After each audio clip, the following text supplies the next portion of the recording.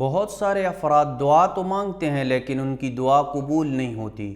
آئیے ان اسباب کو جانتے ہیں جن کی وجہ سے دعا قبول نہیں ہوتی ہے۔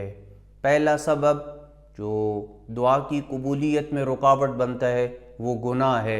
امام جعفر صادق علیہ السلام کے اصحاب نے پوچھا کہ مولا ہم اللہ سے دعا تو مانگتے ہیں لیکن ہماری دعا قبول نہیں ہوتی ہے۔ امام علیہ السلام نے بڑا پیارا جواب دیا، فرمایا انکم تدعون من لا تہابونہ وتعصونہ، تم اس سے مانگتے ہو کہ جس کی معصیت کرتے ہو، جس سے تم ڈرتے نہیں ہو، فکیف یستجیب لکم، پھر وہ تمہاری دعا کو قبول کیسے کرے۔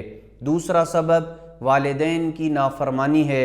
امام زین العابدین فرماتے ہیں کہ وَالذُّنُوبَ الَّتِي تَرُدُّ الدُّعَاء عُقُوقُ الْوَالِدَيْن، وہ گناہ جو دعا کو قبولیت کی منزل تک نہیں پہنچنے دیتے، رد کر دیتے ہیں دعا کو، وہ والدین کی نافرمانی ہے۔ تیسرا سبب رشتہ داروں سے قطع تعلقی ہے۔ رسول اکرم صلی اللہ علیہ وآلہ وسلم فرماتے ہیں قطیعۃ الرحم تحجب الدعاء، رشتہ داروں سے قطع تعلقی اور قطع رحمی کرنا دعا کو روک دیتا ہے۔ چوتھا سبب نماز میں سستی کرنا، نماز کو اہمیت نہ دینا۔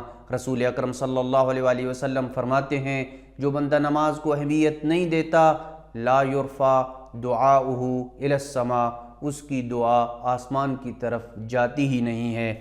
آخری وہ سبب جس کی وجہ سے دعا قبول نہیں ہوتی وہ گانا گانا یا گانا سننا ہے۔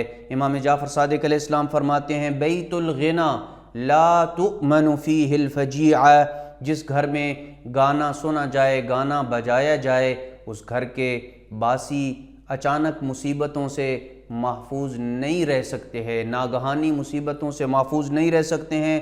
ولا تجاب فیہ الدعاء، اس گھر میں مانگی جانے والی دعا قبول نہیں ہوتی ہے۔